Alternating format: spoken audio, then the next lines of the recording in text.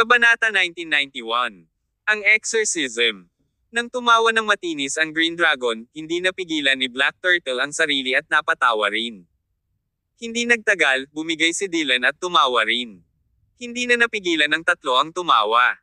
Nang maisip nila ang mga kilos ni Hebir, mas lalo nilang pinagmamasdan siya, mas nakakatuwa siyang lumitaw. Si Hebir, na tumulong kay Tyr sa pagpapaalis ng halimaw sa mga masasamang espiritu, ay hindi na napigilan ang kanyang galit. Dinampot niya ang isang Greek coin sa tabi niya at pinaputukan ito ng parang bala sa trio. Halos agad na napaatras ng tatlo ang pag-atake. Ang Greek coin ay binaril sa puno ng isang malaking puno sa likod nila. "Hoy! Anong ginagawa mo?" Ungol ng Green Dragon sa kanya. "Anong ang ginagawa nyo? Speaking of which, hindi ito ang unang beses na nakita mo akong nagsagawa ng exorcism." Malungkot na sabi ni Hebir sa tatlo. "You have the option of not believe in mystical things, but you must respect them." Bakit ako pinatawag ni Jim imbes na imbitahan ang miracle doctor ng squad dito? Hindi mo ba naiintindihan lahat ang dahilan sa likod nito? Biglang natigil ang tawa ng tatlo. Maaari silang magbiro kapag kailangan ng sitwasyon, ngunit hindi sila dapat magulo kapag oras na para maging seryoso. "Hebir, totoo bang sinapian si Tyr ng masasamang espiritu? Ang pathogenic energy ay nakapasok sa kanyang katawan. Malaki ang posibilidad na hindi na siya magising, kaya huwag kang makikipag-usap sa akin." Saway ni Hebir. "Pumunta ka na lang sa labas at hintayin mo ako kung hindi mo mapigilan." "Okay. Fine. Malaya kang ipagpatuloy ang exorcism mo. Titigil na kami sa pagtawa sa iyo, pero kailangan mong iligtas ang buhay ni Tyr. Kapag may nangyari sa kanya, kailangan mong magpakamatay para yumako sa responsibilidad." Tumahimik nga kayo. Hindi pinansin ni Hebir ang trio ngunit nagpatuloy siya sa pagsasagawa ng exorcism. Ginawa niya ang ritual ng halos isang oras, at siya ay mukhang pagod na pagod bilang isang resulta.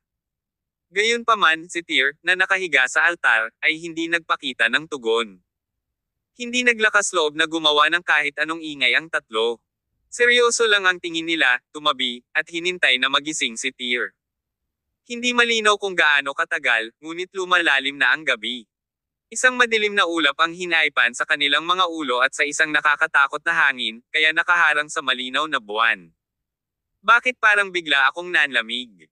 Hindi naiwasang ibalot ng tatlo ang kanilang mga damit sa kanilang sarili. Theoretically speaking, lahat sila ay martial arts practitioners. Hindi na sila dapat matakot sa lamig. Ang hanging ito ay lubhang nakakatakot. Parang isang karayom na tumutusok sa kaibuturan ng kanilang mga buto, na labis na ikinabahala sa kanila. May nararamdamang mali. Kumunat ang noo ni Dylan. Kahit na ang nakakatakot na hangin na iyon ay hindi nagparamdam sa kanya ng partikular na hindi kasiya siya, nakaramdam pa rin siya ng pagkabalisa. Pabilis ng pabilis at pabilis ng pabilis na iwinagayway ni Hebir ang ashwood na espada sa kanyang kamay sa harap ng altar. Ang mga Griego na barya na binigkis ng mga pulang sinulid sa kanyang kalapit na lugar ay nagsimulang manginig ng marahas na parang may kung anong yumanig sa kanila ng marahas. Higit pa rito, nagsimulang tumugon si Tyr, na hindi gumagalaw na nakahiga sa altar. Ang kanyang mga daliri ay nagsimulang kumukulot papasok na parang mga kuko ng manok, at ang kanyang mga kalamnan sa mukha ay patuloy na kumikibot. Boom boom boom. Tinusok ni Hebir ang ilang dilaw na bandila bago biglang nag-apoy ang altar. Lumuwa siya ng subo ng dugo ng mga sandaling iyon, nakapinta ang takot sa mukha niya na para bang ngayon lang siya nakatagpo ng nakakakilabot. Sumugod siya kay Tyr, bitbit ang ashwood sword sa kanyang kamay. Napaupo bigla si Tyr. Nang imulat niya ang kanyang mga mata, ang puti lang ng kanyang mga mata at walang itim. Skadosh! Isang malakas na dagandong ang pinakawala ni Hebir. Tinusok niya ang puso ni Tyr gamit ang ashwood sword sa kanyang kamay sa sumunod na segundo. Gumanti naman ng mahinang dagandong si Tyr. Bahagyang nanginig ang katawan ni Hebir bago sumabog ang ashwood sword sa kanyang kamay. "Halika at bigyan mo ako ng kamay." Pagkatapos ng marahas na pag-iling, patuloy na umaagos ang dugo mula sa perlekyo ni Hebir. Sigaw niya sa tatlong taong nakatayo sa gilid. Hindi nagdalawang isip ang tatlo nang makita nila ito. Sinugod nila siya ng mabilis hanggat maaari. "Hawakan mo siya." Sumugod ang Green Dragon at Black Turtle para pigilan si Tyr. Sa kasamaang palad, ang kanilang lakas ay masyadong mahina upang masupol ang huli, kaya imposible para sa kanila na maipit siya. Samantala, si Dylan ay sumugod sa altar sa napakabilis na bilis, ipinatawag ang lahat ng kanyang sigla upang maipit si Tyr sa altar. Ano ang susunod mong kailangan nating gawin? Pinalibutan ni Habir ang buong gilid ng mga pulang sinulid na may sapin ng mga baryang Griego. Sumigaw siya, hawakan mo siya at siguraduhing hindi siya gagalaw. Ipaubaya mo sa akin ang lahat. Sa sinabing iyon, gumanap si Habir sa kakaibang bilis. Pinalibutan niya ang katawan ni Tyr gamit ang mahabang Greek coin thread na hawak niya sa kamay, sunod-sunod na pabilog. Pagkatapos nito, nagsimulang umawit si Habir ng ilang hindi maintindihang spell habang gumagawa ng serye ng mga komplikadong galaw ng daliri. Boom boom boom. Ang mga Greek coin thread na ito ay katulad ng reaksyon sa mga electrical wire, na walang tigil na sumasabog sa paligid ng katawan ni Tyr. Ang tatlo ay masusunog at magiging mga buto rin kung sila ay mga ordinaryong lalaki. Siyempre, ang konstitusyon ng demigod ni Tyr ay may kakayahang makayanan ang ganitong uri ng pambobomba. Ang kanyang katawan ay nagsimulang manginig ng hindi mapigilan, at ang puti ng kanyang mga mata ay unti-unting nawala. Huwag mo siyang bitawan. Siguraduhin mong hindi siya gagalaw. Inutusan muli ni Habir ang tatlo pagkatapos bigkasan ng isang spell. Huwag kang mag-alala. Sabi ni Dylan na may mabigat na tango. Walang malay ang lalaking ito. Dahil hindi niya kayang ipatawag ang kanyang vitality energy, ang pagpigil sa kanya ay magiging isang piraso ng cake. Napakagaling. Ipinagpatuloy ni Habir ang exorcism. Sunod-sunod na pagsabog ang patuloy na nagmumula sa katawan ni Tyr. Si Tyr, nagpakawala ng dagindong na hindi katulad ng anumang narinig nila mula sa isang tao. Nakipagpunyagi siya laban sa mga sinulid ng Greek coin na nakapulupot sa kanyang katawan, na sinira ang ilan sa mga ito sa proseso. Nang mapagtonto ni Habir kung ano ang nangyayari, kinagat niya ang dulo ng kanyang dila at iniluwa ang isang napakaraming dugo sa isang anting-anting bago ito sinampal sa pagitan ng mga kilay ni Tyr. Masasamang espirito, bumalik sa lugar mo. Dagandong. Tila nakaramdam ng matinding sakit si Tyr. Nang bigla niyang ibuka ang mga braso, sumabog ang lahat ng Greek coin thread na nakapalibot sa kanya. Noong panahong iyon, isang malakas na puwersa ang sumabog mula sa kanyang katawan, pinasabog si Dylan, Green Dragon, at Black Turtle. Biglang tumayo si Tyr at inangat ang ulo para tumingin sa langit.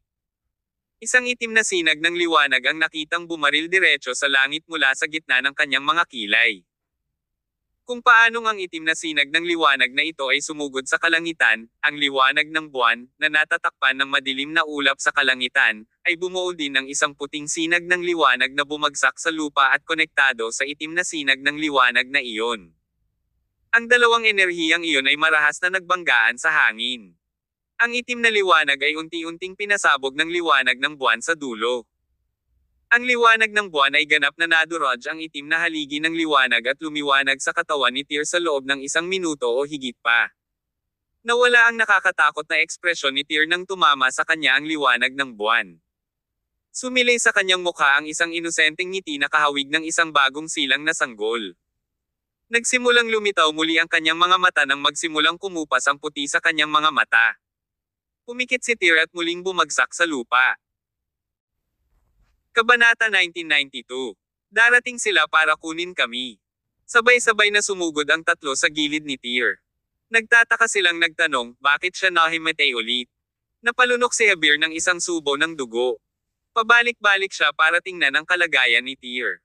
Pagkaraan ng ilang sandali, nakahinga siya ng maluwag at nagtapos, wala na ang pathogenic energy na iyon. Matutulog siya sandali, ngunit dapat ay maayos na siya kapag nagising siya. Sigurado ka ba? Si Dylan ay nagdududa pa rin. Siya ay sinapian ng kamalayan ng Diyos, pagkatapos ng lahat. Ganyan ba kadali ang pagtanggal sa kamalayan na iyon? You call that easy? Kung hindi dahil sa magic ng buwan, namatay na tayong lahat dito, sabi ni Habir habang pinupunasan ang malamig na pawis sa noo. Higit pa rito, ito ay isang labi lamang ng kamalayan ng Diyos pagkatapos na angkinan si Tyr. Ito ay, sa katunayan, mas malakas kaysa sa maalamat na malisyosong espiritu. Ano ang ibig mong sabihin sa labi? Tanong ni Green Dragon. Casual na pinulot ni Habir ang isang bato sa lupa at pagkatapos ay itinapon ito. Nataranta ang tatlo. Ano ang ibig mong sabihin? Pinulot ko ang bato at itinapon, paliwanag ni Javier. Mula sa isang macro perspective, walang bakas na natitira sa batong ito, ngunit ayon sa mga turo ng metaphisika ng aking sekta, isang labi ng aking aura ang nananatili sa bato. Parang may naintindihan ang tatlo. Sabi nila sa pagkamangha, si Tyr ang batong ito. Umalis ang kamalayan ng Diyos pagkatapos niyang angkinan, na naiwan lamang ang mga labi ng kamalayan.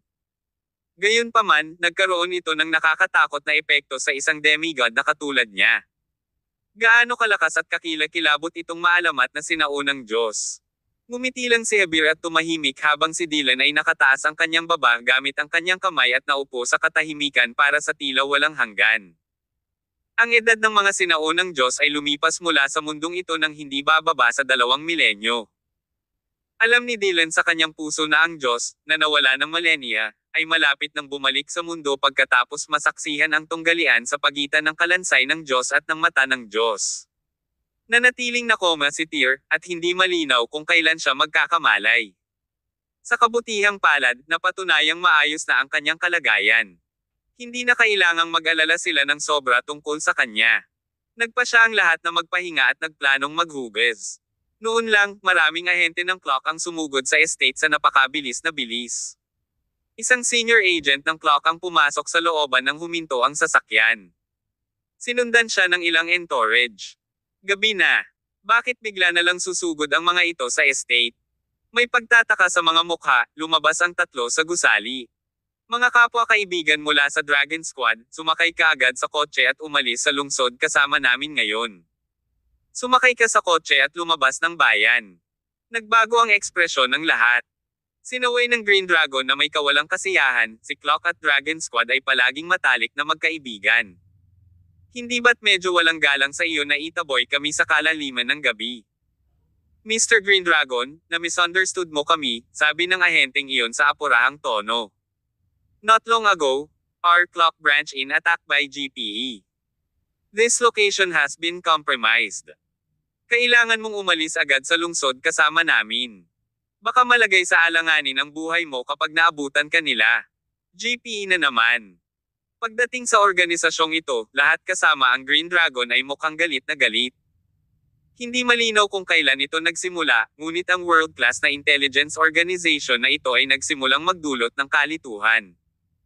Ito ay lalo na sa panahon ng insidente na kinasasangkutan ng God's Tomb, kung saan ang GPE ay gumanap sa papel ng ikatlong partido na umani ng lahat ng mga benepisyo. Maaari pa nilang ipagpalagay na ang pagkatukla sa libingan ng Diyos ay isang pagsasabuatan at isang bitag na dinisenyo ng GPE. Walang nakakaalam kung ano ang tunay nilang motibasyon sa paggawa ng mga bagay na ito. Bilisan mo. Ipasok mo na si Tyr sa kotse. Hindi na nagdalawang isip ang tatlo. Mabilis na binuhat si Tyr palabas ng kwarto at inilagay sa isa sa mas maluwang na SUV. Tatlong sasakyan ang dumaan sa buong gabi sa napakabilis na patungo sa labas ng lungsod. Sa labas ng lungsod, ito ay isang mundo pa rin ng yelo at nyebe. Nagsimulang bumagsak ang mga snowflake mula sa langit habang lumalayo sila sa lungsod. Madilim ang paligid nila. Ang mga sasakyang iyon ay tila nagmaneho sa isang walang katapusang bangin ng kadiliman. Ito ay napaka-disorienting na ang lahat ay may pakiramdam na hindi nila matukoy ang lahat ng direksyon. Unti-unting nabalisa ang lahat tungkol sa dilim. Hawak-hawak ni Dylan ang kanyang espada sa lahat ng oras kung sakaling may mangyari. Parang may naramdaman siya matapos ang tatlong sasakyan ay humimok ng 30 kilometro ang layo mula sa bayan. Bigla niyang itinaas ang ulo at nilaslas ang bubong ng sasakyan gamit ang kanyang espada bago siya tumalon palabas ng SUV. Isang figure ang biglang kumislap sa kawalan. Nilaslas ni Dylan ang figure gamit ang kanyang espada, at ang nakasisilaw na puting espada na pinakinang niya ay pumutol sa kalangitan sa gabi at hinampas ang figure. Ang lahat ng mga sasakyan ay ganap na huminto sa parehong oras. Ang lahat ay agad na dinaig ng pagkabalisa na pumupuno sa kanilang mga ugat. Paano sila nakarating dito ng mas mabilis kaysa sa atin? Kumuha si Green Dragon ng isang mabangis na buga mula sa kanyang tabako at kinuyam ang kanyang mga kamao nang hindi sinasadya. Agad silang lumabas ng sasakyan ni Black Turtle. Iniwan din ng mga ahente ng clock ang mga sasakyan, namumula ang kanilang mga mukha sa pagkabalisa. Ang isang demigod ay dapat na humantong sa isang partido upang manghuli sa kanila. Ang lakas ng pakikipaglaban ng Green Dragon, Black Turtle, at mga ahente ni Clock ay hindi sapat sa harap ng isang kakila-kilabot na kalaban. Si Tyr naman ay wala pa ring malay at hindi pa nagigising. Kung walang manipulasyon ni Tyr, ang kanyang pupay, si Kakas, ay walang iba kundi isang Decora Scion. Kinuha ni Dylan ang pinakamabigat na responsibilidad. Hinawakan ni Dylan ang Sword of Grey sa kanyang kamay at tinitigan ng mabuti ang madilim na gabi sa kanyang harapan. Ang espada sa kanyang kamay ay nag-iiwan ng marka sa yelo sa ilalim ng kanyang mga paa sa tuwing hahakbang siya pasulong. Ilang figure ang nakatayo sa isang linya sa madilim na gabi sa unahan niya. Ang nakatayo sa gitna ay ang Ginoo. You guys sure move fast when it comes to escaping from US. Nahirapan kaming maabutin ka. Nakasuot pa rin siya ng napaka-gentleman ng ngiti sa kanyang mukha habang nagbabanta, gusto kong mag-alok sa inyo ng pagkakataong magpakamatay. Kailangan ko lang ng likas na enerhiya ng iyong demigod para ayalay ito sa aking dakilang Panginoon. Ang mga demigod sa libingan ng Diyos ay mayroong kusang loob na nawala ang kanilang lakas sa amin. Ano ang pinagsasabi mo? Walang sabi-sabi, sinaksak ni Dylan ang kawalan sa harap niya. Nagpakawala siya ng isang galaw na may napakalaking epekto sa paligid sa paggalaw ng Mortal Swords. Ang nakakatakot na sword energy na iyon ay patuloy na bumubulusok hanggang sa kabilang panig, na nagpilit sa kanyang mga kalaban na umatras. Patayin mo siya. Naglabas ng utos ang Ginoo. Ang mga cyborg sa paligid niya ay nagpatawag ng mga lightsabers at sisingilin si Dylan ng may mahusay na hakbang. May kabuuang 8 cyborg. Ang pinakamahina ay nasa gitna at huling yugto ng pagbabago. Mahigit kalahati sa kanila ang may lakas ng demigod. Gaano man kalakas si Dylan, hindi siya makakalaban sa mga cyborg na ito sa matinding labanan. Kabanata 1993. Ang Dominant Clock. Ang kapangyarihan ni Dylan sa lalong madaling panahon ay nagsimulang mahulog laban sa kanyang mga hangarin. Kinagat niya ang kanyang mga ngipin at ipinatawag ang lahat ng kanyang sigla para isagawa ang Sky Sword, na natutunan lang niya mula sa God's Tomb.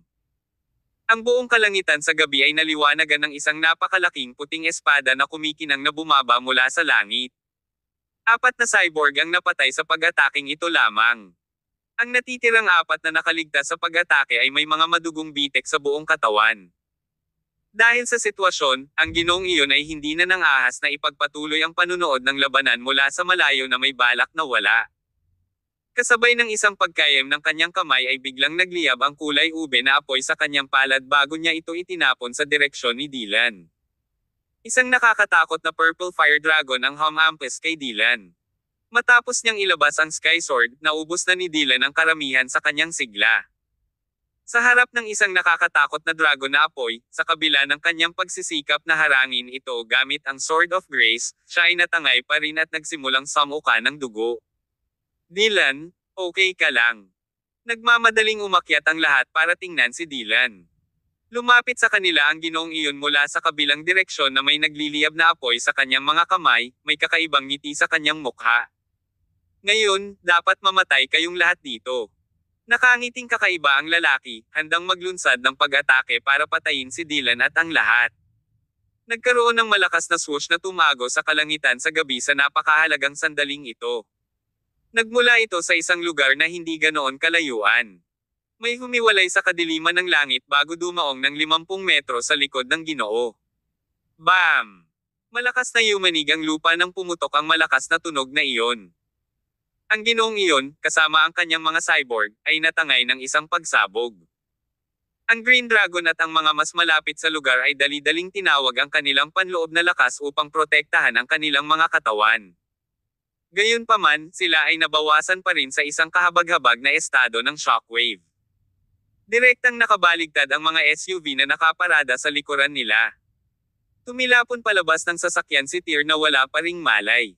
Anong nangyayari? Napatulala ang lahat, hindi nila maisip kung ano ang nangyayari sa mundo. Umakyat ang kanilang mga kaaway mula sa usok. Ang Ginoo, na laging maayos ang ayos, ay nagagalit nang makitang nawasak ang kanyang tuxedo. Isang malaking malalim na hukay ang lumitaw sa lugar kung saan siya napadpad ngayon. Sa wakas ay napagtanto niya na ang bagay na nahulog mula sa langit ay isang bomba sa puntong ito. Bam bam bam! Isang sunod-sunod na nakakasilaw na ilaw ang biglang lumiwanag mula sa hindi kalayuan. Ang lugar ay biglang naging kasing liwanag ng araw. Nang tumingin sila sa direksyon, nakita nila ang isang hanay ng mga tangke na lumitaw sa lugar kung saan nakasindi ang mga ilaw. Si Dima, ang pinuno ng clock, ay lumabas mula sa likod ng tangke na may hawak na tabako. Kumusta, GPE? Ako si Dima Vassal, ang hepe ng clock.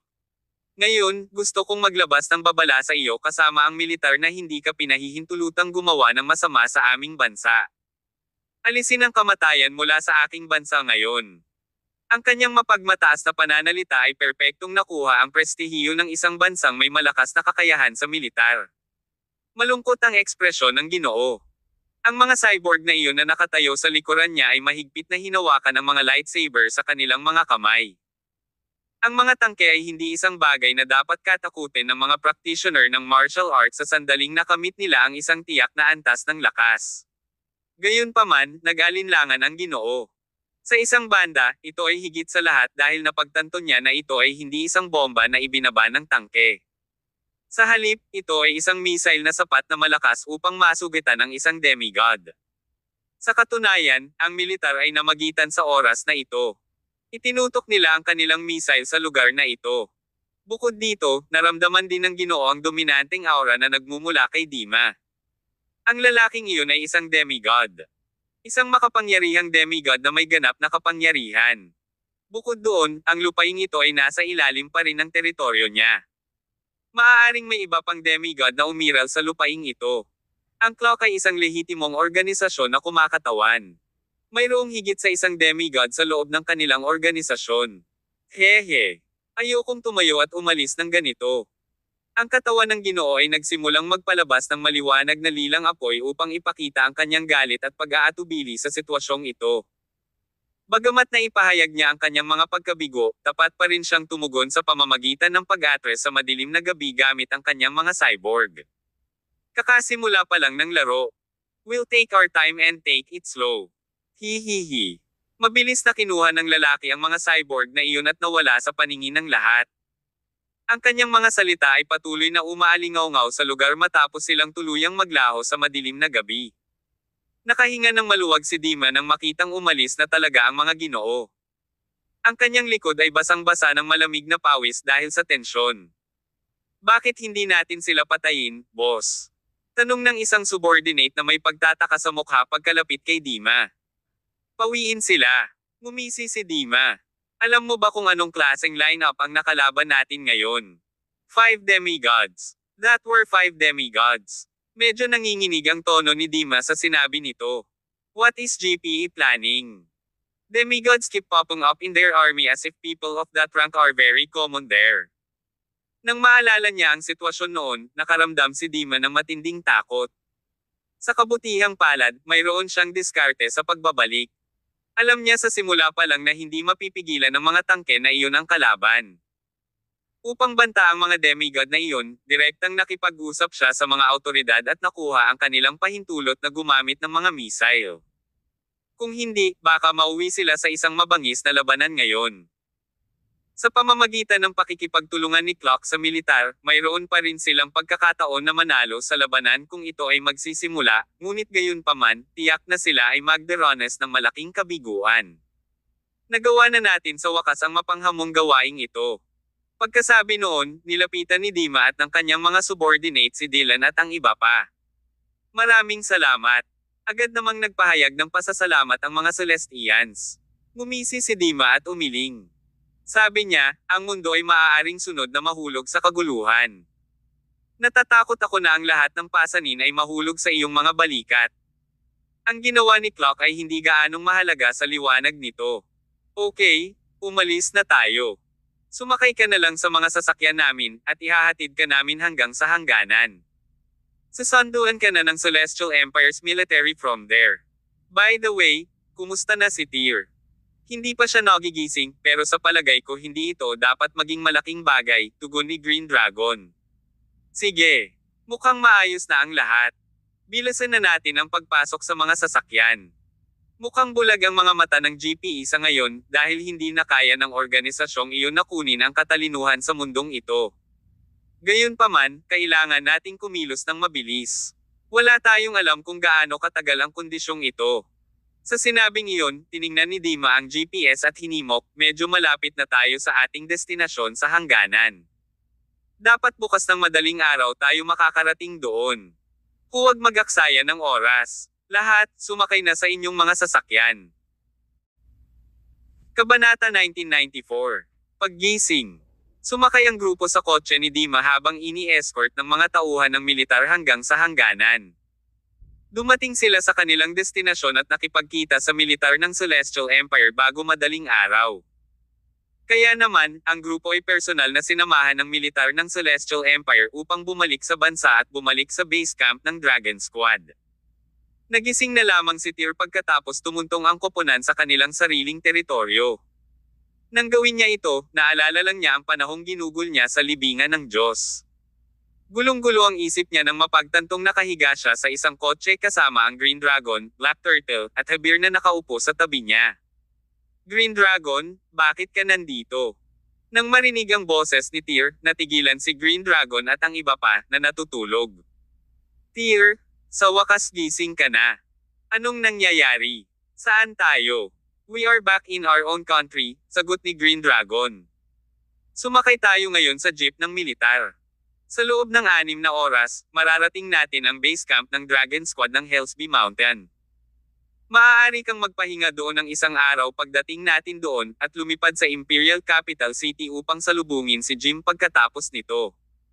Napatulala si Tyr sa sagot ni Green Dragon. Ano ba ang nangyayari? Sandaling huminto ang motorcade nang matuklasan nilang gising si Tyr. Lumipat si Dylan mula sa ibang sasakyan patungo sa kung saan naroon si Tyr. Nakita kong nagising ka na. Binato ni Dylan ang isang bote ng mineral water kay Tyr at tinanong, kamusta ang pakiramdam mo? Kinuha ni Tyr ang bote at inikat ang takip. Tinapos niya ito sa isang lagok. Speaking of which, pakiramdam niya ay tuyong-tuyo ang kanyang lalamunan at malapit nang pumutok ang kanyang boses. Tanong niya, mayroon ka pa ba? Dito. Naglabas si Black Turtle ng isang bote ng mineral water sa backseat at inilagay sa harap ni Tyr. Sabi niya, inumin mo. Matamis ang lasa. Hindi na umimik si Tyr. Matapos niyang inumin ang lahat ng mineral water sa isang galaw, mas gumaan ang pakiramdam niya. Napabulalas siya, what is going on? Anong naaalala mo? Tanong ni Dylan. Pagkaraan ng ilang sandali, muling nagsalita si Tyr. Sabi niya, naalala ko pagkalabas natin sa God's Tomb, para akong natulala noon. Tapos, parang inatake tayo ng grupo ng mga tao. I don't remember the rest. Ang grupo ng mga tao ay mula sa GPE. Ito ay GPE. Tibok ng malakas ang puso ni Tyr. Bakit biglang dumating ang GPE sa God's Tomb? Ano ba ang sinusubukan nilang gawin? Hindi ko alam. Umiling si Dylan. Ang libingan ng Diyos ay dapat maging isang bitag. Ang lahat ng mga demigod na sumama sa atin ay namatay, kasama sina Gallane at Daft Monk, na hindi bumalik kasama natin. Dapat silang dalawa ay patay na ngayon. Tila sila ay pagkatapos ng ilang sandali ng uri ng innate energy ng demigod ang posibilidad na pumunta ang GPE sa libingan at itinanim ang mga fragment ng mapa na nakita natin doon. Lalong lumalim ang pagkunot ng noo ni Tyr. Lalong nagiging kakaiba ang organisasyong ito.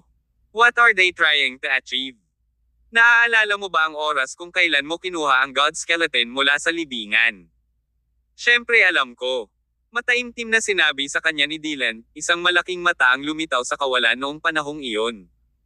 Kilala ito bilang Eye of the God ng mga miyembro ng GPE. Ikaw ay minulat ng God Skeleton upang labanan ang mata na iyon. Hindi ako sigurado kung ano ang nangyari. Tila kinuha ng mata na iyon ang God Skeleton, samantalang nawalan ka rin ng malay pagkatapos mahulog mula sa hangin. Kasunod nito, gumugol si Dylan ng higit sa 10 minuto na nagpapaliwanag ng mga ins and out kay Tyr ng malinaw. Matapos pakinggan iyon ng huli ay bumagsak din siya sa mahabang katahimikan. Masyadong nakakagulat ang lahat ng ito. Kasabay nito, mayroon din siyang masamang damdamin na lumabas sa kanyang puso. Bakit pakiramdam ko may mali talaga? Tinampol ni Tyr ang kanyang noo ng dalawang magkasunod. Paliwanag ni Dylan, mukhang naisip ni Jim ang lahat. Let's spend a day in the base camp. Then, We can fly to the Red Tower to look for Jim. Dapat masagot niya lahat ng pagdududa natin. Napakagaling. Tumigil na sa pagtatanong si Tyr pagkatapos noon. Kung tutuusin ay pagod pa rin siya nang magising siya na ikinahihiya niya. Ang kanyang kalagayan ay katulad ng sa isang regular na tao na sinapian ng isang espiritu. Patuloy silang manghihina sa loob ng mahabang panahon kahit na nailabas na ang negatibong enerhiya. Si Tyr ay sinapian ng kamalayan ng Diyos. Kahit na siya ay isang demigod, ang kanyang katawan ay mananatiling mahina sa mahabang panahon. Sumando si Tyr sa kanyang upuan at nakatulog ng mahimbing.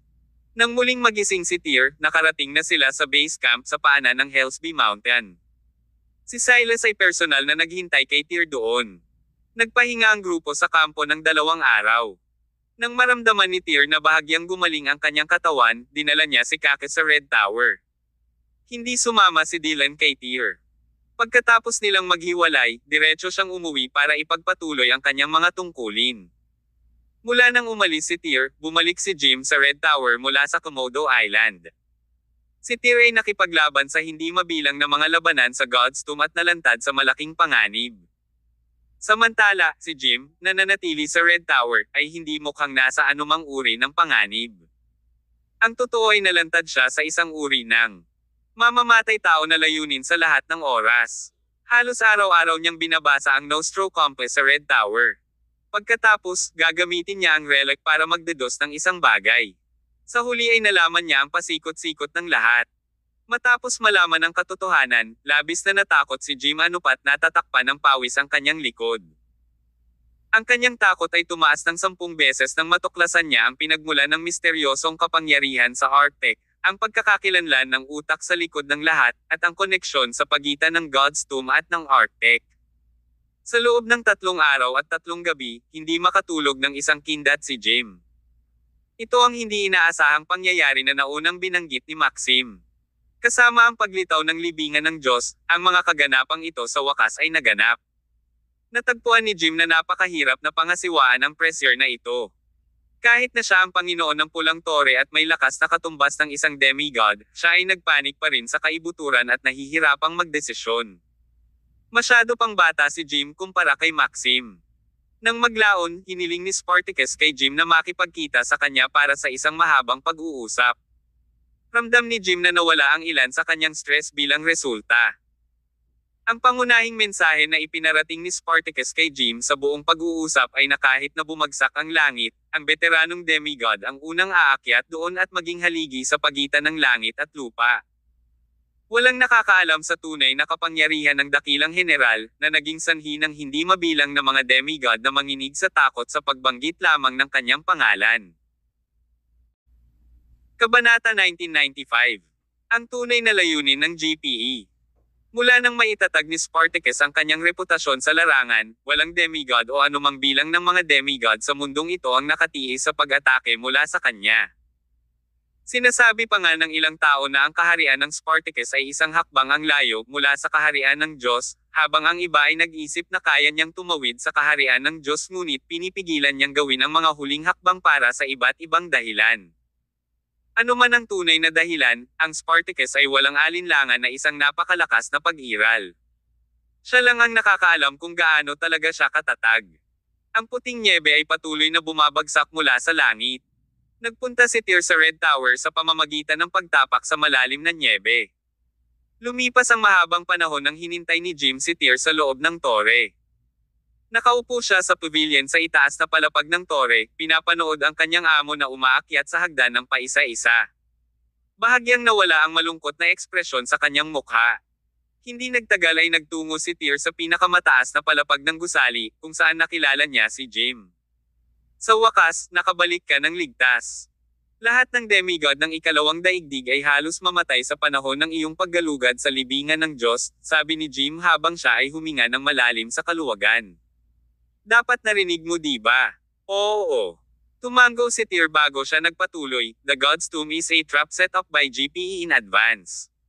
Nakalulungkot, masyadong malakas ang pang-akit nito. Marami sa kanila ang nakakaalam na may nangyari, ngunit isa-isa pa rin silang sumuko sa bitag. Ilang dosenang demigods ang namatay doon maliban sa akin at kay Dylan. Old Zab, Are you already aware of this? Sumimangot ng malalim si Tyr sa puntong ito. Sinabi sa akin ni Dima na sasabihin mo sa akin ang lahat. Napagdesisyonan mo naman siguro lahat, di ba? Tama na yan. Agad na inilabas ni Jim ang Nostro Compass. Pinunasan niya ang relic saglit, at pagkatapos ay muling binago ng compass ang takbo ng mundo. Wala na doon ang mga puwersang lumitaw sa God's Tomb. Sa kabaligtaran, ang puwersa sa Arctic ay lumago ng husto. Ito ang uri ng kapangyarihan na pag-aari ng isang Diyos. Ang kapangyarihan ng isang Diyos. Mabangis din ang tibok ng puso ni Tyr. Nagtaka siya ng malakas, "Old Zab, what do you mean by this? You must be more specific. Are you saying that GP are involved in all of this?" Tama na yan. Tumango si Jim at sumagot, ang GPE ang may pukana sa likod ng lahat ng magulong pangyayaring ito. Nagsikap silang lumikha ng Diyos sa lahat ng mga taon na ito. Paglikha ng isang Diyos, nabigla si Tyr nang sabihin ang mga salitang ito. GPE intend to create a God. Nasisiraan na ba sila ng bait? Hindi pa sila nasisiraan, ngunit ang kanilang plano ay masyadong walang katotohanan. Gayunpaman, malapit na nilang maisakatuparan ang hindi maisip na gawaing ito. Humugot ng malalim na hininga si Tyr. Nakakabigla ang revelasyon ni Jim kaya kailangan niyang i-proseso ito sandali bago siya mapakali. Bulalas niya, ang GPE ay isang intelligence organization lamang, ngunit talagang sinusubukan nilang lumikha ng isang Diyos. Ang lahat ng ito ay masyadong hindi kapani-paniwala. Makalipas ang ilang oras, buo pa rin ang paniniwala ni Tyr na lahat ng narinig niya ay puro kakaiba. Gayunpaman, patuloy siyang nakinig sa pagsasalaysay ni Jim, nagsimulang maging mas malinaw ang kanyang malabo na pag-iisip. Sa wakas ay nalaman niya ang mga sagot sa mga tanong na naging palaisipan sa kanya sa loob ng maraming taon.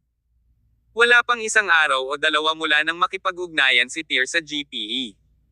Nakipag-ugnayan na siya sa organisasyong ito mula nang itatag niya ang Regal Palace. Alam ng mga tao mula sa buong mundo ang kalungkutan ng organisasyong ito. Alam ng lahat na maaaring mangalap ng impormasyon ang GPE sa halos anumang bagay sa mundo. Maaari silang makakuha ng anumang impormasyon o intel para sa iyo hanggat mayroon kang paraan upang bayaran ito. Gayunpaman, walang nakakaalam kung paano nagkaroon ng kakilakilabot na set ng kasanayan ang organisasyong ito. Minsan, ang pinuno ng malaking konsorsyum ay nagpatakbo ng isang eksperimento. Sinadya niyang ilagay ang pera sa ligtas. Pagkatapos, gumastos siya ng $8 milyong sa GPE upang makakuha ng impormasyon tungkol sa kung gaano karaming pera ang nasa safe. Kinwestiyon ng lalaking iyon ang pagiging makapangyarihan ng GPE at kung malalaman ng organisasyon kung gaano karaming pera ang idineposito niya sa safe sa umaga. Nabigla siya sa kinalabasan. Hindi lamang ipinaalam sa kanya ng GPE ang halaga ng pera na mayroon siya sa safe, kundi pati na rin kung magkano ito sa US dollars, euros, Celestian dollars, at coins. Walang mga pagkakamali. Ang lahat ay tumpak. Dahil walang ibang may access sa ganitong uri ng impormasyon, paano nalaman ng GPE kung gaano karaming pera ang nasa safe? Walang sino man sa planeta ang nag-alinlangan tungkol sa mga kakayahan ng katalinuhan ng GPE pagkatapos ng insidenteng iyon. Si Tyr at ang kanyang mga kaibigan ay matagal nang nakikipag-ugnayan sa GPE, at ang tanging pinuna nila sa grupong ito ay ang mga ito ay isang grupo ng mga mangungulit ng pera. Ang pakikitungo sa kanila ay tungkol sa pera. Walang anumang pabor na kasangkot. Ang GPE ay nagbenta ng malaking halaga ng katalinuhan sa mga nakaraang taon, at ang bawat benta ay dumating sa napakataas na presyo. Walang nakakaalam ng kabuoang yaman na kanilang naipon. Walang ideya si Tyr sa nakaraan kung ano ang ginagawa ng GPE sa lahat ng perang iyon. Ngayon, sa wakas ay naunawaan niya na ginawa ng GPE ang lahat para lang makapaghanda para sa nilikha ng Diyos. Umaasa ang GPE sa mata ng Diyos para sa kanilang kaalaman. Ayon sa alamat, ang mata ng Diyos ay ang mata na iniwan ng Diyos noong umalis siya sa espasyong ito. Nagagawa nitong makita ang buong mundo mula sa pananaw ng Diyos. Lahat ng bagay tungkol dito ay masyadong misteryoso. Mahihirapan si Tyr na tanggapin ang eye of God's existence kung noon pa man. Ngayon na ang mata na iyon ay aktwal na lumitaw sa harap ng kanyang mga mata, si Tyr ay walang pagpipilian kundi paniwalaan ito. Ang ating gumawa ay kapareho ng mga Diyos. Kaya't kung ang mata na iyon ang naiwan ng ating gumawa ay hindi pa mapapatunayan, ngunit ito ay mata ng isang Diyos.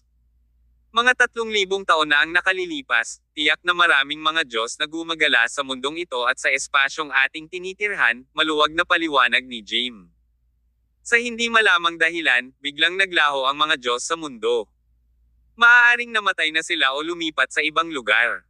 Simula noon, wala nang Diyos na naroroon sa planetang ito. Ang mga bagong order ay lumitaw sa Earth sa pansamantala. Walang cultivator ang maaaring malampasan ang bagong limitasyong ito at maging isang Diyos. Tumango si Tyr. Tama ka tungkol dito. Ang nangyari sa Earth noong panahong iyon ay hindi natin alam. Masyadong matagal na itong nangyari.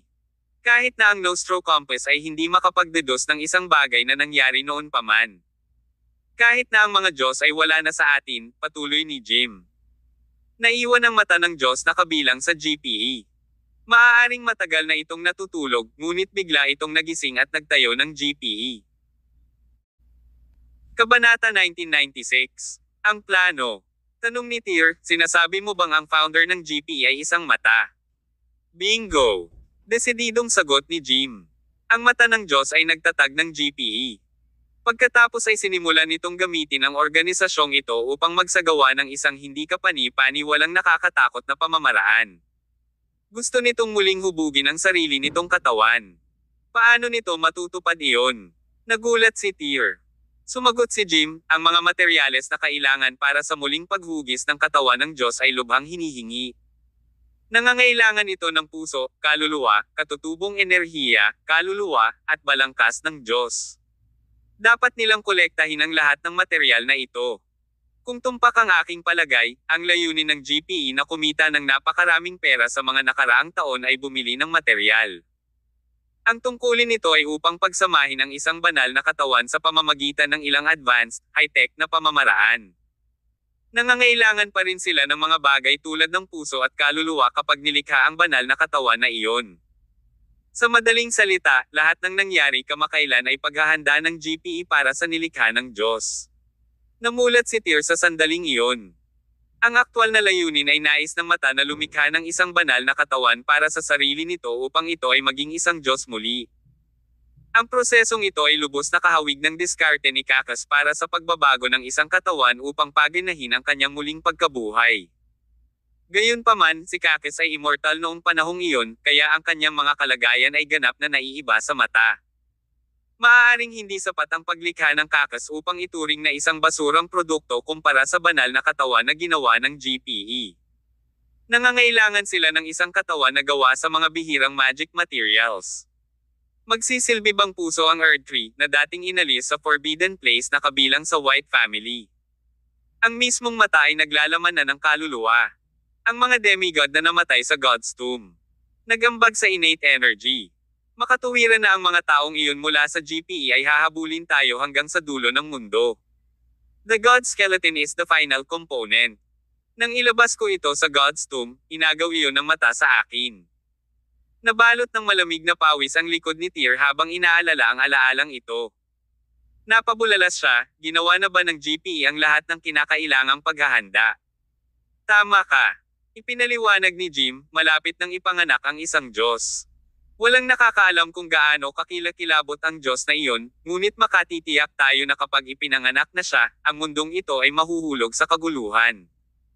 Bigla siyang tumawa at nagpatuloy, Boss, sa ganitong rate, baka kailangan mo talagang umakyat at maging tagapagligtas. Itinaas ni Tyr ang kanyang baba gamit ang kanyang kamay at nagtanong, hindi ba pwedeng pumunta na lang tayo sa Arctic at sirain ang mata na iyon bago ito tunay na maging Diyos?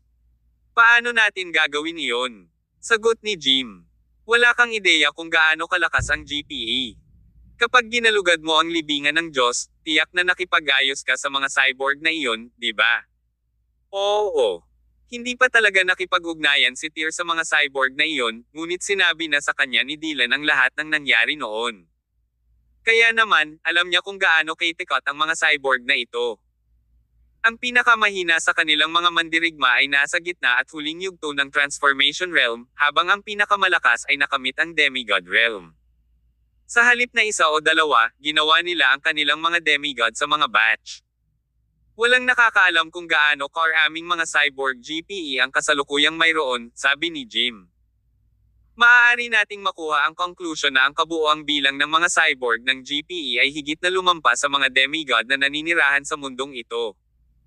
Ang karamihan sa mga demigod ng ikalawang daigdig ay nalipol kasunod ng pangyayaring naganap sa libingan ng Diyos. Ang ating komunidad ay hindi makakalaban sa kanilang lahat sa ating sarili. Bukod dyan, ang GPE ay nakakuha ng malaking tubo sa paglipas ng mga taon. Walang nakaalam sa kakilakilabot ng mga mapagkukunan at mga ari-arian na hawak ng matataas na opisyal mula sa malalaking bansa. Nauubusan na kami ng paraan para harapin sila sa mga ganitong sitwasyon.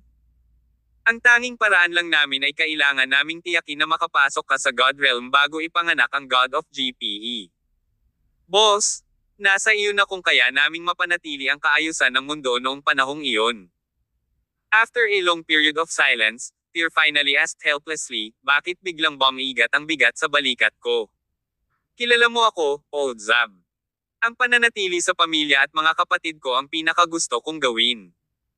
Hindi ko naisip na gawin ang isang misyon kung saan kailangan kong iligtas ang mundo. Hindi ba ako katulad mo? May choice pa ba tayo ngayon? Nagkibit balikat din si Jim na walang magawa. Lagi kong iginagalang ang master ko, pero habang iniisip ko ito ngayon, parang estranghero ang nararamdaman ko, pagmamaktol niya. Ang kutob ko ay naloko ako sa huli. So, ano sa tingin mo ang masasabi mo sa kasong ito? Wala naman. Idiniinitir ang kanyang mga kamay sa kanyang pisngi at sinabing, Old Zab, oras na para tayo ay sumabak sa paksa. Madiin na tumango si Jim. Lately, halos natapos ko na ang pag-crack ng dragon pala sa ilalim ng ilog ng Komodo Island. Ngayon, babalik tayo sa isla para kunin ang libro mula sa Dragon Palace. Pagkatapos nito, kailangan nating makuha ang pang-5 book sa pinakamaikling posibleng panahon. Pagkatapos ng ilang sandali ng katahimikan, nagtanong si Tyr, aling libro ang naruroon sa Dragon Palace? Ang maapoy na lexicon. Samantala, sa Arctic. Mula sa paglilihi ng Earth, ang Arctic ay isang napakalamig na rehiyon na natatakpan ng yelo at nyebe. Ito ay matatagpuan sa magkabilang poste ng Earth. Ang mga milyong taong gulang na glacier na bumubuo sa Arctic ay nagparamdam sa mga tao ng labis na inapi. Sa ilalim ng isang malaking bato ng yelo sa Arctic, nakatayo doon ang Amethyst Tower. Ito ay huwad gamit ang isang uri ng bihirang lilang kristal na hindi matatagpuan saan man sa mundo. Ito ay hindi kapani-pani walang matangkad. Walang nakakaalam kung gaano karaming pera, paggawa, at material na yaman ang kailangan nila upang mahanap ang mga amethyst at ipadala sila sa lokasyong ito upang magtayo ng isang tore. Anuman, nagawa pa rin nilang makamit ang kanilang layunin. Sa tuktok ng tore ay isang plataporma na kahawig ng hardin sa likod ng palasyo. Ang gitna ng entablado ay kinuha ng nagngangalit na lilang apoy. Isang katawan ang lumutang sa apoy. Ito ang banal na katawan na ginawa ng mga amethyst. Lumiwanag ang maliwanag na lilang aura mula sa katawan na ito, na ginagawa itong medyo maganda. Ang tanging kapintasan ay ang kasing laki ng mata na butas sa gitna ng noo nito. Kung tumingin ka ito ay nakakatakot kahit anong tingnan. Maraming kakaibang bagay ang nakakalat sa paligid ng katawan. May isang matayog na puno na nakatanim sa kaliwa na may katulad na pusong tumitibok sa puno ng puno. May isang magaan na bola na nakabitin sa hangin sa kanan. Tila maraming enerhiyang katawan ang gumagalaw sa light ball. Ito ay dapat na ang demigod's innate energy na nakolekta ng mga lalaki dati. Sa harap ay isang gintong god skeleton na lumulutang sa hangin. Ito ay ang bangkay ng Diyos. May isang mata na lumulutang sa likod, at ito ay ang mata ng Diyos. Kabanata 1997. Ang gusto ko ang pagsuko mo. Isang Diyos, na nawala sa mundong ito sa loob ng 3,000 taon, ay malilikha kapag ang lahat ng mahiwagang materyales na ito ay pinagsama-sama gamit ang isang lihim na diskarte. Nagsiksikan ng mga tao sa base ng Amethyst Tower. Kung titingnan sila ng mabuti, malalaman nila na higit sa kalahati ng mga taong ito ay nakasuot ng uniforme. Sila ang mga cyborg na ginawa ng GPE. Sinabi ni Jim na wala siyang ideya kung gaano karaming mga cyborg ang naruroon sa GPE. Ang eksenang ito ang nagbigay ng pinakamagandang sagot sa kanyang tanong. Mahigit sa 100 cyborg ang matatagpuan dito. Bukod pa rito, mayroong higit sa 20 demigod na pinagsama-sama bago ang mga cyborg na ito. Kabilang sa mga demigod na iyon ang mga nakatayong lalaki, isang matipunong lalaki, at isang matandang lalaki. Dalawang mapagmataas at kahangahangang lalaki ang tumayo sa harap ng mga demigod na ito. Ang isa sa kanila ay may cross pendant sa kanyang dibdib, isang itim na Biblia sa kanyang kamay, at nakasuot ng sutana. Nang matuklasan ng mga demigod ng GPE ang Earth Tree, ang lalaking ito ay nagpakita sa kanila. Isa siya sa 2 pinuno ng GPE na kilala bilang Dark Priest. Ang isang lalaki ay may malaking night sword na nakasabit sa kanyang likod at nakasuot ng pulang windbreaker. Siya ay tinawag na Dark Pope, at isa rin siyang pinuno ng GPE. Pinangunahan ng dalawa ang higit sa 100 demigod at daan-daang cyborg upang lumuhad sa ilalim ng Amethyst Tower at manalangin ng may paggalang. Pagkatapos ng sesyon ng pagdarasal, lumingon si Dark Priest kay Dark Pope at nagtanong, kailan magiging handa ang pinakabagong batch ng Demiurge suits. Ang Demiurge suits na tinutukoy ni Dark Priest ay ang mga suit na isinusuot ng mga cyborg na ito. Ang mga mandirigmang ito ay may kakayahang magpakita ng kahangahangang kapangyarihan sa pamamagitan ng kanilang mga suit. Sumagot si Dark Pope, ang pangalawang batch ay kasalukuyang sumasailalim sa mga eksperimento. Magpapatch kami ng ilang lumang mga bugs sa bersyon na ito. Gusto kong ang 100 set ng Demiurge suits ay makapagpalabas ng buong kapangyarihan ng isang tunay na demigod. Kung hindi, isasaalang-alang ko ang mga iyon na nababagay sa isang basura. Mabilis na tumango si Dark Priest bago siya humarap sa pinakamataas na antas ng Amethyst Tower. Ang dakilang Panginoon ay darating sa mundo sa lalong madaling panahon, hinimok niya. Kailangan na nating simulan agad ang paghahanda. Ang ating Panginoon ang maghahari sa mundo. Ang lahat ay lumuhad sa harap ng Amethyst Tower at umawit ng haleluya. Sa wakas ay tumahimik ang eksena pagkatapos ng mahabang panahon ng pagsamba sa nakayukong mga tuhod. Umikot si Dark Priest at Dark Pope para harapin ang mga taong nakatayo sa likuran nila. Ang nauna ay nagutos, gagawin nating pareho ang ikalawang mundo at ang sinaunang martial arts world sa GPE sa loob ng 2 linggo. Oo, Ginoo. Kinaumagahan, sa estate ng Malak Club. Ang estate na ito ay dating base camp ng Malak Club, ang pinakamalaking organisasyon sa Second World. Si Malak at Banji, ang mga demigod ng organisasyon, ay minsang nanirahan doon. Ang organisasyong ito noon ay nagtatamasa ng walang katapusang kaluwalhatian. Matapos pumunta sina Banji at Malak para sa paggalugad ng God's Tomb at nasawi doon, ang unang mapagmataas na Malak Club ay nahulog sa isang mapanglo na sitwasyon.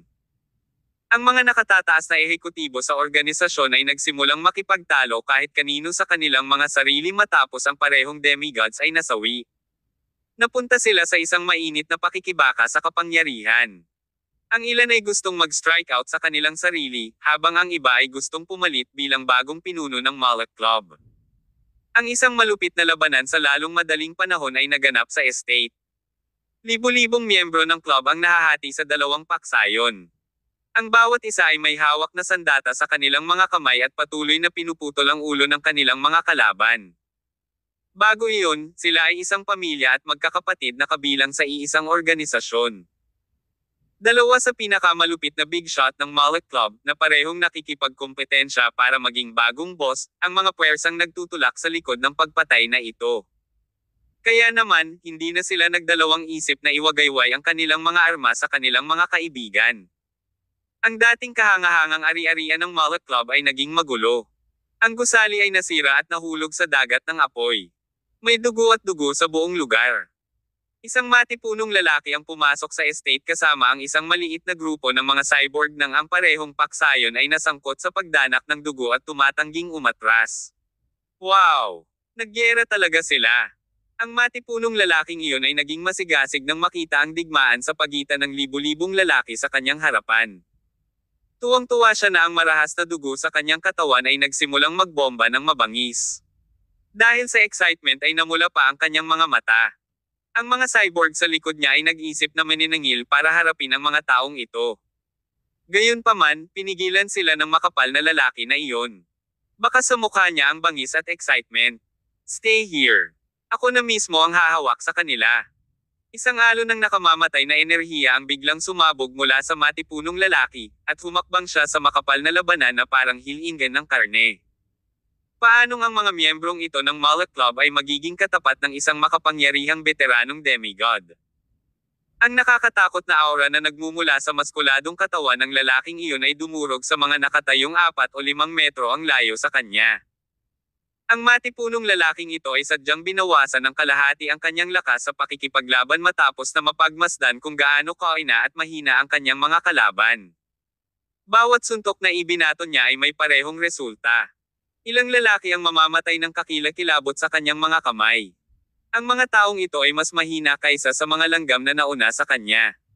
Sigh. This is so boring.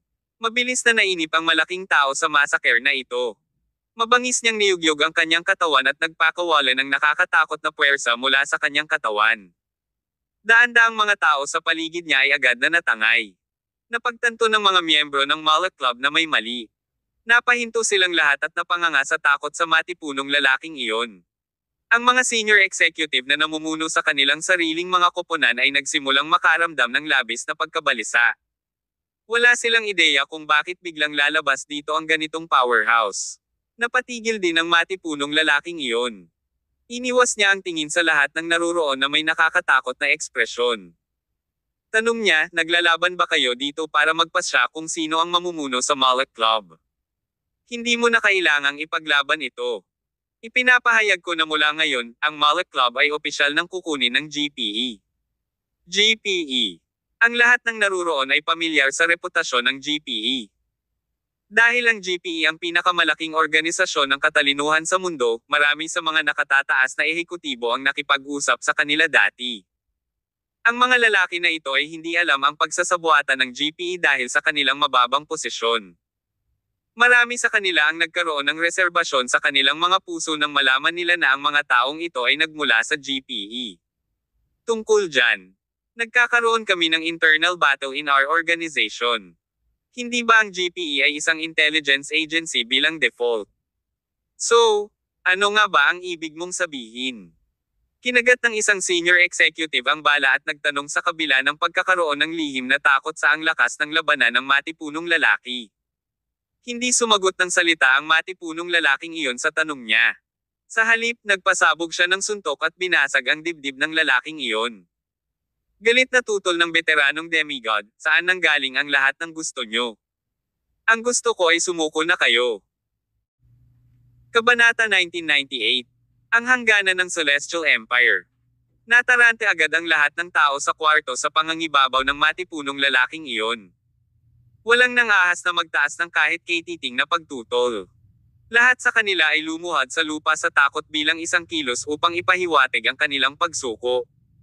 Dahil dito, nakuha ng GPE ang kontrol ng Malak Club, isang makapangyarihang organisasyon ng Second World. Ang mga katulad na pangyayari ay naganap din sa labas ng Malak Club. Sa katunayan, ang mga katulad na insidente ay naganap sa loob ng ilang araw sa buong ikalawang daigdig. Ang mga demigod, na matagal nang nawala sa mundong ito, ay biglang muling lumitaw.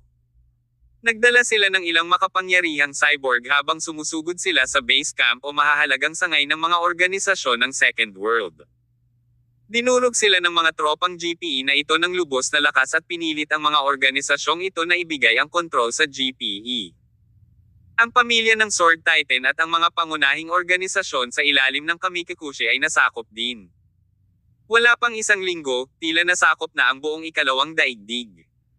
Mabilis na itinaas ng mga organisasyong iyon ang bandila ng GPE sa kanilang punong tanggapan. Ang sinaunang martial arts community ay lumilitaw na ang tanging hindi apektadong lipunan sa mas malaking pamamaraan ng mga bagay. Ang paningin ng GPE ay hindi limitado sa ikalawang daigdig. Sa katunayan, sila ay pangunahing interesado sa sinaunang martial arts world. Sa isang lugar malapit sa Mount Rosped sa Desire Mountain Terrain. Isang rickety old man ang sinundan ng 2 demigods. Nasundan sila ng halos 20 cyborg. Lumabas sila mula sa kabilang bahagi ng bulubundukin at nakipagsapalaran hanggang sa teritoryo ng Celestial Empire. Once we crossed Mount Rospeds, we'll officially enter the ancient martial arts world. Palagi nang tinutukoy ng mga tao ang sinaunang martial arts world bilang pinagmula ng martial arts, sabi ng matanda habang nakatingin sa Mount Rospeds na umakyat sa langit sa harap ng kanyang mga mata. Gayunpaman, kontrolin ng GPE ang komunidad na ito ngayon. Nang matapos magsalita ang matanda, humakbang siya pasulong at lumitaw ang 100 metro ang layo. Sinundan siya ng mga demigod at ng mga cyborg, na lahat sila ay sumugod ng may pinakamabilis na bilis. Sa sandaling tumuntong sila sa paanan ng Mount Rospeds, isang nangingibabaw na boses ang biglang narinig na umaalingaw-ngaw mula sa langit. Sino ang nangahas na lumampas sa teritoryo ng Celestial Empire? Ang tinig ay nagtataglay ng kamahalan ng isang primitive na hayop. Isang palaso ang nakitang tumusok sa kalangitan at bumaril sa Mount Rospeds. Ang palaso ay 6 na metro ang haba at translucent. Naglakbay ito sa bilis na maaaring basagin ang kawalan. Sumimangot ang matandang iyon at nagmamadaling gumanti ng isang sampal sa hangin. Hinawakan ng kanyang malaking palad ang palaso sa hangin, ngunit agad itong nabasag ng enerhiyang nagmumula sa palaso. Malaki ang pagbabago sa ekspresyon ng matanda habang siya ay umuurong ng 12-dosenang hakbang kasama ang kanyang mga kasamahan. Pagkalapag ng palaso, isang malaking hukay ang sumabog sa lupa. Legolas, sigaw ng matanda na nakakunot ang noo. Ang puting nyebe ay bumabagsak mula sa langit sa ibabaw ng kabilang tuktok, at napakalamig sa labas. Ganun pa man, walang ekspresyong nakatitig sa direksyon ng paanan ng Mount Rospeds ang isang matandang lalaki na may kulay pilak na buhok at balbas habang may hawak na malaking pana sa kamay. Isang siglo na ang nakalilipas, nang si Legolas ay nagbabantay sa hangganan ng bansa, ginawa niya ang kanyang pangalan sa pamamagitan ng pagbaril ng kanyang palaso upang hiwain ang kalangitan at mabilis na pinugutan ng ulo ang libu-libong mananakop. Tinagurian din siya bilang ikatlong makapangyarihang demigod ng Dragon Squad, kasunod ng Spartacus at Maxim. Sa likod ng Legolas, 4 pang individual ang sunod-sunod na lumitaw. Ang bawat isa sa kanila ay may napakagandang aura at naglalabas ng prestihiyo ng isang powerhouse. Lahat sila ay Dragon Squad's demigods, at sila ang bumubuo sa backbone ng organisasyon. Natanggap ng squad ang balita ng winasak ng GPE ang ikalawang mundo. Alam din nila na nasakop ng GPE ang ikalawang daigdig at malapit nang ibaling ang kanilang atensyon sa sinaunang martial arts world. Kaya naman, si Jim at Silas ay nagsagawa ng wastong pag-aayos ng maaga. Upang pigilan ang mga mananakop ng GPE, isang pangkat ng 5 demigod, na pinamumunuan ni Legolas, ang inilagay doon. 5 sa kanila ang nakatayo sa tuktok ng bundok habang nakatitig sa mga mananakop na GPE na nakatayo sa malayo. Ang mga vortex na gawa sa enerhiya ng sigla ay lumitaw sa ilalim ng kanilang mga paa habang papalapit sila sa kinaroroonan ng mga mananakop na iyon. Wakaka. Hindi naman mukhang naalarma ang matanda nang makita ang 5 lumipad pababa mula sa tuktok ng bundok. Puno ng panghahamak ang titig sa kanyang mga mata. Ito ay naaayon sa pangkalahatang kalakaran para sa GPE na mamuno sa mundo. Aalisin natin ang anumang oposisyon na lumitaw. Malakas na umaalab ang aura ng pagiging suprema ng matanda. Sa ilalim ng kanyang utos, ang mga nasasakupan sa kanyang likuran ay handang lumaban. Iniutos niya, patayin silang lahat. Ibagsak ang sinaunang martial arts world. Isa pang mahabang palaso ang pinaputok sa kanila mula sa langit. Ang palaso na nagpaputok sa kanila kanina ay may mas kaunting kapangyarihan, ngunit ang isang ito ay mas nakakatakot at makapangyarihan. Isang pulang figure ang biglang kumislap mula sa likod ng mga tropang GPE na iyon sa eksaktong sandali nang ang mahabang araw ay naghiwa-hiwalay sa kalangitan. Nakita ang isang lalaki na may hawak na isang malaking night sword. Ang kanyang katawan ay nakabitin sa hangin, at ang mahabang araw na iyon ay naputol sa kalahati nang siya ay tumama gamit ang night sword. Pagbati, madilim na papa. Pagbati, madilim na papa. Pagbati, madilim na papa. Ang matandang iyon, kasama ang kanyang mga nasasakupan, lahat ay lumuhad para sambahin ang lalaking ito. Mabagal at maingat na bumaba si Dark Pope sa lupa. Mukha siyang napakalaki habang pasan niya ang napakalaking night sword sa kanyang mga balikat. Pagkatapos, umungol siya, patayin silang lahat. Huwag iligtas ang sinuman. Boom boom boom. Isang alon ng nakakatakot na enerhiya ang binomba sa kanilang direksyon bago sila maabot ng 5 demigod mula sa Dragon Squad. Ang mga taong iyon ay nakaiwas sa pag-atake. Nang maglaon, inipon nila ang bawat bit ng kanilang lakas ng sigla at nakipagdigma sa kanilang mga kalaban. Nang sumiklab ang labanan, binago nito ng husto ang paligid nila. Ang demigods ng Dragon Squad ay napakalakas. Ang lakas ng kanilang pakikipaglaban ay nakapagtimpi kahit na nakaharap nila ang isang grupo ng mga kalaban na ilang beses na nilalampasan ang kanilang mga tropa. Lumipas ang mga taon mula nang mangyari ang gayong krisis sa hangganan. Sa pagkakataong ito, lahat ay handa ng lumaban sa kanilang puso. Ang bundok ay nayanig ng isang malaking sakuna. Ang malalakas na pagsabog na iyon ay gumawa ng malinis na pagwawali sa lahat, sunod-sunod, at ang mga cyborg ay nasugatan ng husto ni Legolas at ng kanyang mga kasama. Gayunpaman, ang pag-agos ng tubig ay lumiko sa ilang sandali pagkatapos noon. Si Dark Pope at ang kanyang mga kaalyado ay nagsimulang lumaban ng walang awa pagkatapos ng matinding pinsala sa dalawa sa mga demigod ng Dragon Squad. Sa huli, pinutol ni Dark Pope ang longbow ni Legolas gamit ang kanyang espada. Pinutol pa niya ang isang braso ni Legolas on the spot. Sa huli, ang Dragon Squad ay wala. Matapos niyang masugitan ng husto ang koponan ng Legolas, idineklara ni Dark Pope ang kanyang paghamak sa Dragon Squad. Samantala, si Legolas at ang iba pang mga demigod ay mukhang namapatla na parang multo. Handa ang koponan na ilabas ang lahat ng kanilang lakas para sa huling laban. Kahit na sila ay nakatakdang mamatay dito, hindi nila hahayaan ang sinumang miyembro ng GPE na tumawid sa hangganan. Biglang, ilang mga figure ang nagsimulang lumitaw ng sunod-sunod mula sa isang lokasyon malapit sa battle zone. Ang isa sa kanila ay may ugali ng isang matalinong matandang lalaki, at siya ay may hawak na whisk. Ang iba ay may dalang busog at palaso, espada, at iba pang sandata. Lahat sila ay mukhang matigas at dominanti. Ang kanilang anyo ay katulad ng sa mga anghel na bumaba mula sa langit. Ang kawalan ng pag-asa na kanina ay pumupuno sa mga mukha ng mga sugatang demigod ay napalitan na ng saya. Sa wakas ay nagpakita na ang mga matandang halimaw na iyon. Ang mga taong nagpakita ay walang iba kundi ang mga demigod ng sinaunang martial arts world. Kabanata 1999. Umalis kayo. Walang demigod sa komunidad ang nang-ahas na magpakita sa publiko sa loob ng mahigit 60 taon matapos ang brutal na pagpatay ni Spartacus sa maraming demigod sa isang pag-atake. Sa isang tiyak na lawak, ang mga demigod na ito ay may personal na sama ng loob laban sa Dragon Squad. Hindi lamang sila nagtanim ng sama ng loob sa pangkat, ngunit mayroon din silang sama ng loob sa isa't isa ng pribado. Kung saan man magpunta ang mga tao, tiyak na kasunod ang gulo.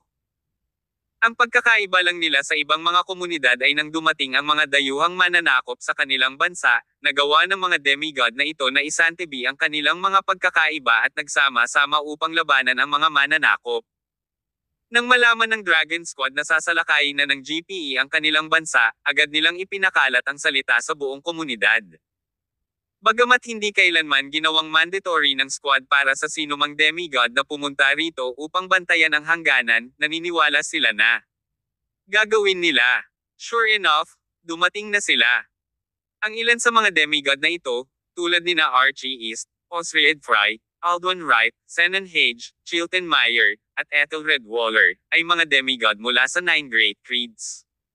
Bilang karagdagan, nagpakita rin ang ilang demigod na hindi kabilang sa anumang organisasyon o makapangyarihang pamilya. Sumugod din dito sina Dylan at Tyr para harapin ang GPE at bantayan ang hangganan ng bansa. Mas maraming demigod ang unti-unting dumating. Dahan-dahan, halos 12 ng demigods ang nagpakita, at ang kanilang bilang ay tumataas pa rin. Kung hindi dahil sa pangyayari ngayon, sinong mag-aakala na napakaraming demigod sa komunidad? Namangha sina Tyr at Dylan nang malaman na dumarami ang mga demigods na nagpapakita rito, at hindi pa nila nakilala ang marami sa kanila noon. Ang mga powerhouse na ito ay ang gulugod ng komunidad. Si Osried man, na may sama ng loob kay Tyr at sa iba pang demigod noong nakaraan, o sa mga dating may sama ng loob sa squad, lahat ay sumugod sa hangganan at nagsanib kamay upang labanan ang mga kaaway. Bata mula sa GPE, brutal naming papatayin ang sino man sa inyo na maglakas loob na sumulong pa. Isang malupit na boses ang umalangaw-ngaw. Umalangaw-ngaw ang nangingibabaw na boses sa buong Mount Rospids. Umalis kayo. Walang sino man sa inyo ang pinapayagang sumulong sa ating komunidad. Umalis kayo. Umalis kayo. Dumagundong sa kanila ang mga tunog na iyon na parang dagandong ng kulog. Ito ay may parehong epekto na parang 10,000 libong mga kawal ng kabanalan ay bumaba mula sa langit at sinisigawan sila ng sabay-sabay. Kasabay nito, inilabas ng lahat ang kanilang mga sandata at mukhang handa para sa paparating na pagdanak ng dugo. Si Dark Pope at ang iba pang miyembro ng GPE ay namangha sa eksena nang makita nila kung gaano karaming mga demigod mula sa Celestial Empire ang dumating. Upang matiyak na maaari nilang masakop ang sinaunang martial arts mundo. Ang kanilang mga tropa ay personal na pinamunuan ni Dark Pope, na isa sa mga pinuno ng organisasyon. Nagdala siya ng 3 hindi kapani-paniwalang makapangyarihang demigod at ilang 12-dosenang mga cyborg upang maglakbay hanggang dito upang salakayin ang Celestial Empire. Ang isang lineup na tulad niyan ay maihahalin tulad sa makapangyarihang puwersa na kailangan para sakupin ang ikalawang daigdig. Dahil dito, nagtiwala si Dark Pope sa kanyang kakayahan na sakupin ang komunidad. Gayunpaman, sino ang mag-aakala na ang komunidad ay magiging tahanan ng napakaraming makapangyarihang talento? Sino ang mag-aakala na ang mga demigod ng Celestial Empire ay bubuo ng isang alyansa? Nagawa nilang palayain ang lahat ng kanilang sama ng loob ng lusubin ng dayuhang kaaway ang kanilang bansa, at sumugod sa mga hangganan upang labanan ang mananakop. Sa pagtingin sa malaking pulutong na nakatayo sa tapat nila, malinaw na ang bawat isa sa mga demigod na iyon ay nagtataglay ng malaking kapangyarihan. Si Dark Pope ay nasaroon ng loob dahil sa mga pangyayari. Dark Pope, ano na ang gagawin natin ngayon? Puwersahin ba natin ang pagpasok? Parang pangit din ang ekspresyon ng matandang iyon. Hindi niya inaasahan na mangyayari ang ganitong bagay. Bumilis ang tibok ng kanyang puso sa presensya ng napakataas na lineup. Dapat na ba silang umatras ngayon? Libu-libong kilometro ang kanilang nilakbay.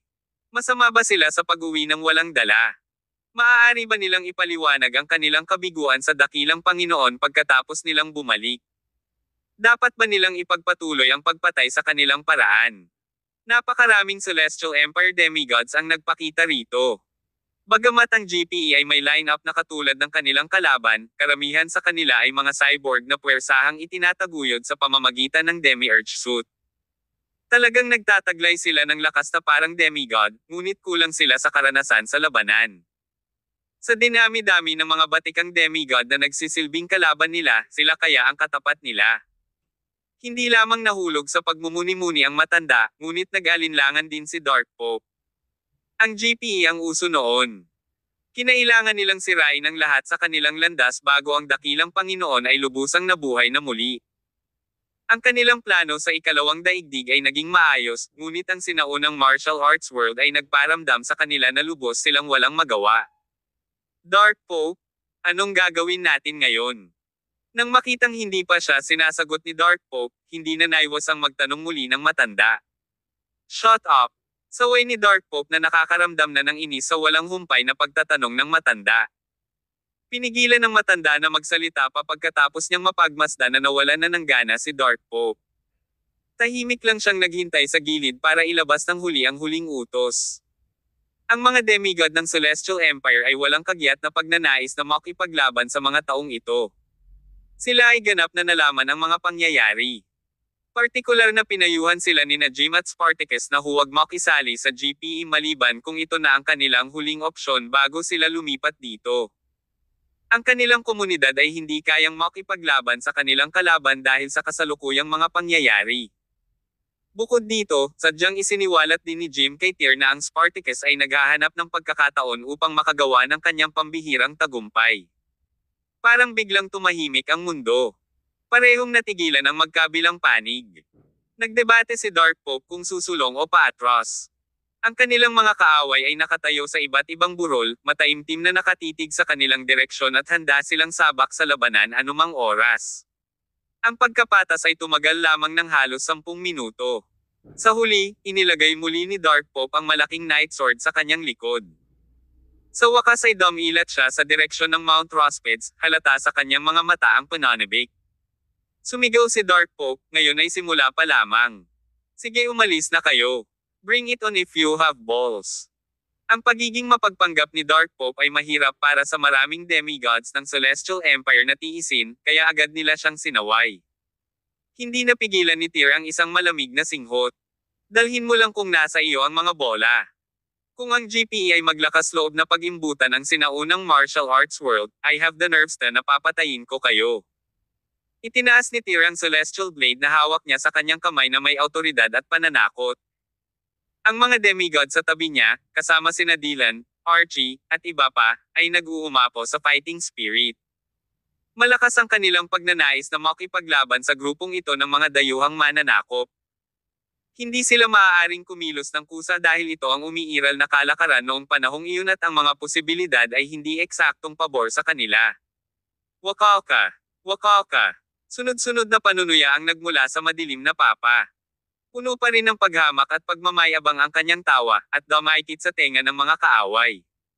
Hindi na kailangang magmadali. May isang na nagsasabi sa iyong bansa na ang isang pagkakataon ay darating sa hinaharap. Dahil doon, umikot si Dark Pope at dinala ang kanyang mga subordinate. Mabilis silang nawala sa linya ng paningin ng mga demigod pagkatapos noon. Kabanata 2000. Pumasok sa Dragon Palace. Si Dark Pope at ang kanyang koponan ay umalis ng casual hanggat maaari. Pagkatapos nilang maglakad palayo ng halos 1 kilometro, ang ilan sa mga miyembro ng kanilang koponan ay paminsan-minsan ay umiikot ang kanilang ulo at palihim na sumilip sa kanilang mga kalaban. Nagsimula silang kumilos ng mas mabilis nang malaman nilang hindi sila hinahabol ng kanilang mga kalaban. Nang maglaon, nagsimulang tumakas si Dark Pope at ang kanyang koponan. Nawala sila sa paningin ni Tyr at ng kanyang team sa sobrang nakakahiya at kahabag-habag na paraan. Bah! Nang makita ito, itinaas ng mga demigod ng Celestial Empire ang kanilang mga daliri sa direksyon ni Dark Pope. Kasabay nito, sa Red Tower ng Imperial City. Matapos malaman na ligtas ang hangganan ng bansa, nakahinga ng maluwag si Jim. Susunod, aalis siya sa Red Tower at lilipad sa Komodo Island para tuklasin ang Dragon Palace sa ilalim ng ilog kasama si Tyr sa paghahanap ng Fiery Lexicon. Ang malamig na hangin na umiihip sa labas ng Red Tower ay biglang tumigil. Parang may naramdaman si Jim. Pumunta agad siya sa attic sa labas ng Red Tower sakay ng wheelchair niya. Pagkatapos nito, nasaksihan niya ang isang kakaibang eksena. Ang hangin ay tumigil sa pag-ihip. Ang nyebe ngayon ay hindi na bumabagsak mula sa langit tulad ng dati. Parang napalitan ng painting ang lahat ng nasa harapan niya. Ang oras ay ganap na huminto, at ang espasyo ay naging static. Inabot ni Jim at sinubukang kunin ang isang snowflake na nagyelo sa kanyang harapan gamit ang kanyang palad. Parang may naramdaman siya pagkaabot niya ng kamay niya. Siya ay napigilan ng isang hindi nakikitang paghihigpit. Ang kanyang katawan ay tila nasa ilalim ng isang mahiwagang spell na maaaring magalit sa kanya sa loob ng maikling panahon, na ginagawang imposible para sa kanya na makagalaw sa lahat.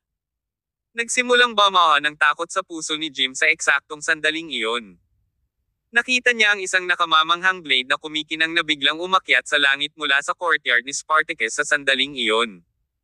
Ang langit ay tinusok ng talim na iyon. Isang bitik na makikita sa mata ang nagpakita. Ang lomet ay malawak at tila nakabitin sa langit na parang isang mahaba at itim na ilog. Laking gulat ni Jim. Ang slash na ito. Ito ay isang bagay na Diyos lamang ang makakagawa, tama ba? Isang mammet. Biglang lumabas sa isip ni Jim ang katagang ito.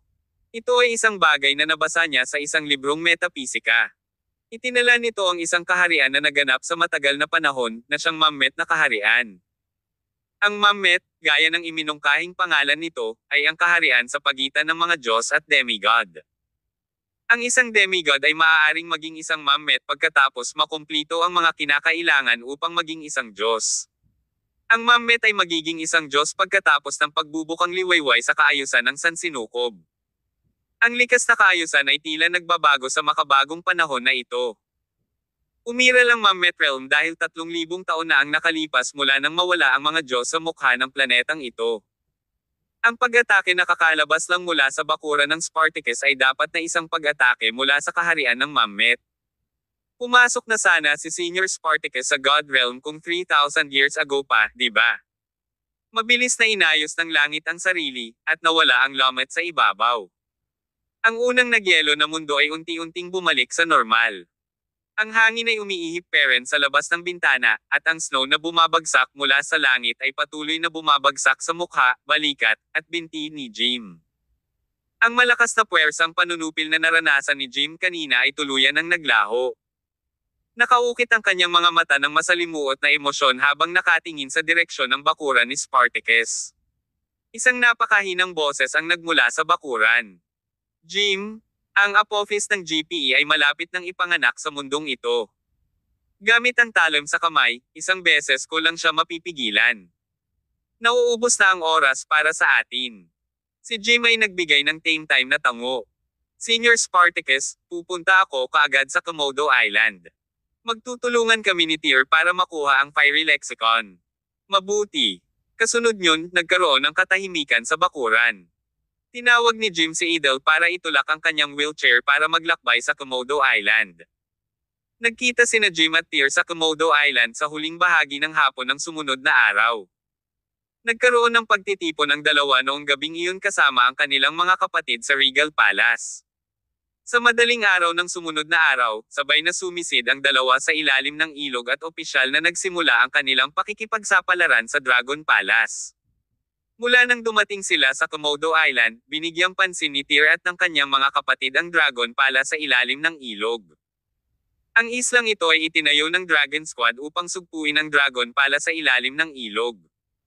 Sinabi ng Dragon Squad na itinayo nila ang isla upang sugpuin ang Scaly Dragon sa ilalim ng ilog.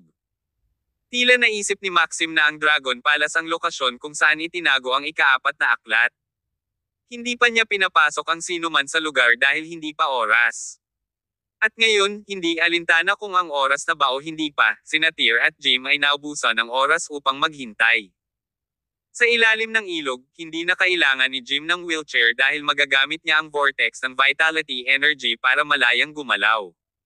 Lumangoy ang dalawa sa pasukan ng Dragon Palace. Kapag tumingin sila sa gate sa harap nila, isang hindi maipaliwanag na pakiramdam ang palaging lilito sa kanilang mga puso. Boss, halos nabasag ko na lahat ng pormasayon dito. Napag-alaman na ang Dragon Palace ay walang sariling mundo, ngunit ang Fiery Lexicon ay naruroon. Dapat tayong mag-ingat kapag nasa loob na tayo. Mas madali itong makita kung maging mas malaki ang mga panganib na maaaring taglayin nito. Nakuha ko. Tumango si Tyr. Pagkatapos, pinagmasdan niyang mabuti ang Dragon Palace, mayroon pa bang mga pormasayon na nangangailangan ng pag-crack. Ipinaliwanag ni Jim, ang huling pormasayon ay nakaukit sa gate. Ikaw at ako ay maaaring magtulungan upang itulak ito. Sige. Nagtagal ang dalawa para makapaghanda. Pagkatapos ay tinawag nila ang kanilang sigla at lumangoy patungo sa gate ng Dragon Palace. Ang mabigat, sinaunang tansong gate ay natatakpan ng makapal na layer ng lumot at nilagyan ng iba't ibang kakaibang rune. Iniabot ng dalawa ang kanilang mga kamay patungo sa gate. Sa sandaling hinawakan nila ang gate, isang malaking riktibong puwersa ang biglang bumangga sa kanila.